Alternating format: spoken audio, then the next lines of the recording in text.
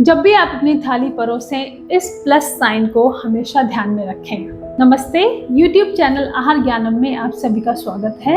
आहार ज्ञानम एक ऐसा प्लेटफॉर्म जहां पर हम आहार से संबंधित जानकारी आप तक पहुंचाते हैं। मैं डाइटिशियन पारुल।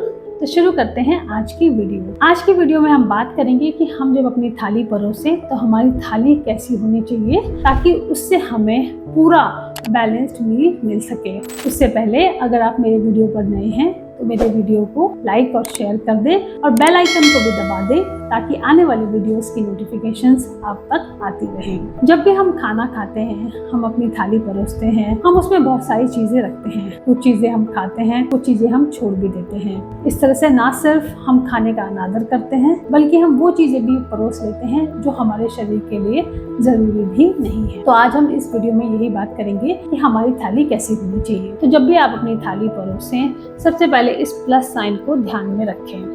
अब इस प्लस साइन के हिसाब से हम अपनी थाली को 4 हिस्सों में डिवाइड कर लेंगे। पहले हिस्से में हमें अनाज को देना है, जिसमें आप गेहूं, चावल, जौ या फिर दलिया या रागी, ज्वार, बाजरा या किसी भी तरह का मिलेट, जो भी आपके प्रदेश में जिस अनाज की ज़्यादा खेती हो वो आप रख सकते हैं। अब उस अनाज को भी हम और हेल्दी बना सकते हैं। जैसे अगर आप गेहूं की रोटी खाते हैं तो गेहूं को आप थोड़ा मोटा पिसवा सकते हैं और उसको आटा बनाने से पहले छाने नहीं। इस तरह से उसका फाइबर उसी में ही रहता है, जो हमारे डाइजेस्टिव हेल्थ के लिए, हमारी गट हेल्थ के लिए बहुत जरूरी है। इसके अलावा आप रोटी को और अन्य तरीकों से भी हेल्दी बना सकते हैं, जिसमें कि नंबर 1, अगर आप गुड फैट्स अपने बनाना चाहते हैं बॉडी में तो आप उसमें फ्लैक्सीड का पाउडर डाल सकते हैं।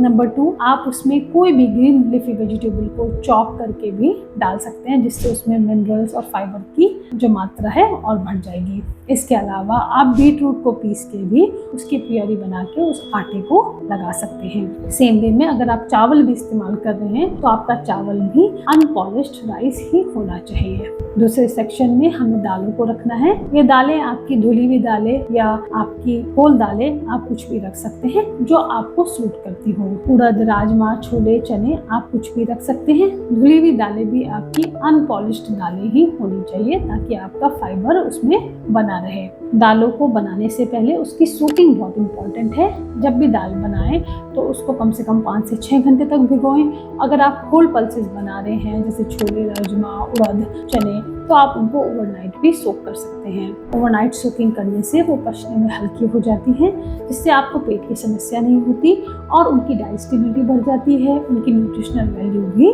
बढ़ जाती है। तीसरे सेक्शन में हम वेजिटेबल्स रखते हैं, जिसमें कि ग्रीन लीफी वेजिटेबल्स और अदर वेजिटेबल्स को हम रख सकते हैं। ग्रीन लीफी वेजिटेबल्स में आयरन, कैल्शियम भरपूर मात्रा में होता है। सेम वे में अदर वेजिटेबल्स से हमको मिनरल्स और अदर विटामिन्स भी आसानी से मिलते हैं। वेजिटेबल्स की न्यूट्रिशनल वैल्यू को और बढ़ाने के लिए आप उसे लोहे की कढ़ाई में भी बना सकते हैं, जिससे उसका आयरन कंटेंट और भी ज्यादा बढ़ जाता है। लास्ट सेक्शन में हम other vegetables and green leafy vegetables, जो हम सैलड के रूप में खा सकते हैं, उस कच्ची सब्जी को रखते हैं। सब्जियों में हमारे मिनरल्स, फाइबर, ये हमने पहले भी बताया, सब भरपूर मात्रा में होते हैं। तो इस तरह से ये 4 सेक्शन में हमारा अलग अलग कंप्लीट मील होना चाहिए। इस तरह से हम इन 4 सेक्शन को ध्यान में रखते हुए अपनी थाली को परोसते हैं। तो ये थाली हमारी एक complete protein, fat, carbohydrate, fibre, minerals, vitamin से भरपूर थाली है। तो जब भी आप थाली परोसें, इस प्लस साइन को ध्यान में रखें और अपनी थाली को परोसें।